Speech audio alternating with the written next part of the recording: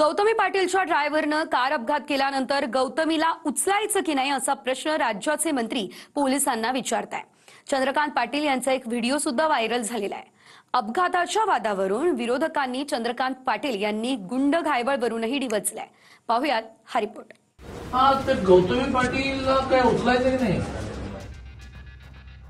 गौतमी पाटीलला उचलायचं की नाही हे शब्द आहेत राज्याचे उच्च तंत्र शिक्षण मंत्री आणि भाजप नेते असलेल्या चंद्रकांत पाटलांचे। कुणी तक्रार घेऊन आल्यावर किमान अधिकाऱ्यांकडून या प्रकरणाची पार्श्वभूमी समजून घेणं महत्त्वाचं असतं। मात्र अलीकडे अधिकाऱ्यांना फोनवरून जाब विचारतानाचे व्हिडिओ काढण्याचं फॅडच सुरू झालंय। 2 दिवसांपासून वर्तमानपत्रात गौतमी पाटीलची कार तिच्या चालकानं एका रिक्षाला धडकवल्याच्या बातम्या येत आहेत। याबद्दल पोलिसांनी काय म्हटलं, काय कारवाई केली त्याचीही माहिती दिली जाते। मात्र मंत्री पाटील ज्या आवेगानं डीसीपींना प्रश्न करतायत त्यावरून मागचे 2 दिवस चंद्रकांत पाटलांनी वर्तमानपत्रच वाचली नाहीत की काय असा प्रश्न पडतोय। म्हणून डीसीपींच्या प्रत्येक उत्तरानंतर मंत्री चंद्रकांत पाटलांचे प्रश्नही बदलत जात आहेत। तर गौतमी पाटीलला काय उचलायचं की नाही? अरे हो, पण ती गाडी कोणाची तरी आहे की नाही? चला चला, तुम्ही म्हणाल की गौतमी पाटील नव्हती गाडीमध्ये, कोणीतरी ड्राईव्ह करत होतं का भूत ड्राईव्ह करत होतं? तो जो कोण ड्राईव्ह करत होता त्याला पकडायला लागेल ना। पकडला, केस दाखल केली, बरं मग तो कुठे आता? मग तुझी गाडी कुठे आहे? गाडी जप्त करून टाका आणि ती गाडीची मालकीन नाही गौतमी पाटील असेल तिला एक नोटीस द्या की तुमच्या। मग बघा, तुम्ही काय करा, त्या बिचाराची मुलगी समोरून बसती आहे, तर तिला काय म्हणा, तू असेल गौतमी पाटील वगैरे, तू म्हणा त्यांचा खर्च तरी कर मग सगळं। तुम्ही लक्ष घाला, तुम्ही लक्ष घाला। पोलिसांच्या एफआयआर नुसार गौतमी पाटीलच्या ड्रायव्हरनं रिक्षा चालकाला धडक दिली। अपघातावेळी गौतमी पाटील गाडीत नव्हती। मात्र मंत्री चंद्रकांत पाटलांच्या तर्कानुसार यासाठी गौतमी पाटीलला उचलून तुरुंगात टाकलं पाहिजे किंवा तिच्याकडून भरपाई घ्यायला हवी। म्हणजे उद्या चंद्रकांत पाटलांच्या चालकानं जर अपघात केला तर मंत्री चंद्रकांत पाटलांवर कारवाई करा असा त्याचा अर्थ होईल। माहितीनुसार जखमी रिक्षा चालकाच्या कुटुंबियांच्या आक्षेपानंतर त्यांना पोलिसांनी सीसीटीव्ही दाखवलाय।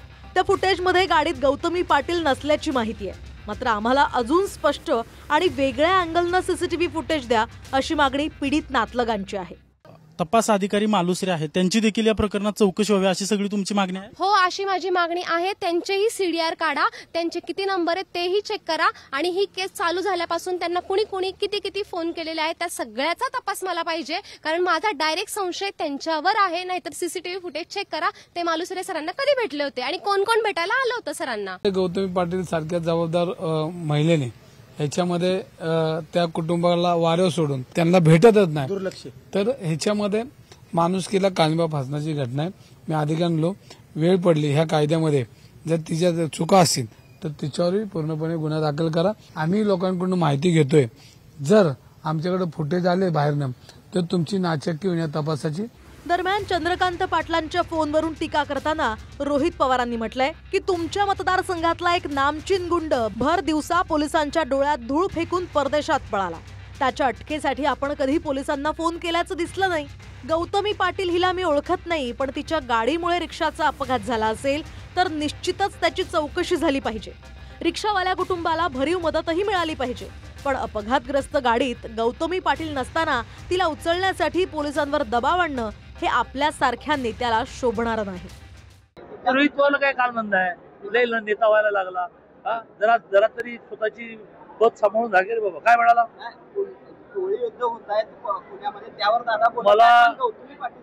मला रोहित पवारने शिकवण्याची वेळ आलेली नाही। निलेश धायवळ विषयामध्ये मी काय केलं हे काही जाहीरपणे सांगू काय? आपोआप लुकआउटची ऑर्डर निघाली काय? यांना प्रत्येक वेळेला ढोल वाजवण्याची सवय, आम्हाला नाही सवय। तर रोहित पवारांच्या टीकेनंतर मी काय करतो हे सांगण्याची गरज नसल्याचं मंत्री पाटलांनी सांगितलंय।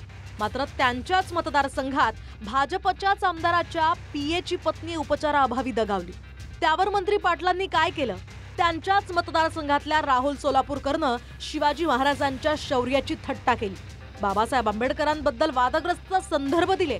त्यावर पुण्याच्या कमिशनरांनी या विधानांवर गुन्हाच दाखल होत नसल्याचं सांगितलं. तेव्हा मंत्री पाटलांनी कोणत्या पोलिसांना फोन केला होता याचं उत्तर चिडून का असेना पाटलांनी द्यायलाच हवं. अजिंक्य धायगुडेसह प्रदीप कापसे, TV9 मराठी, पुणे.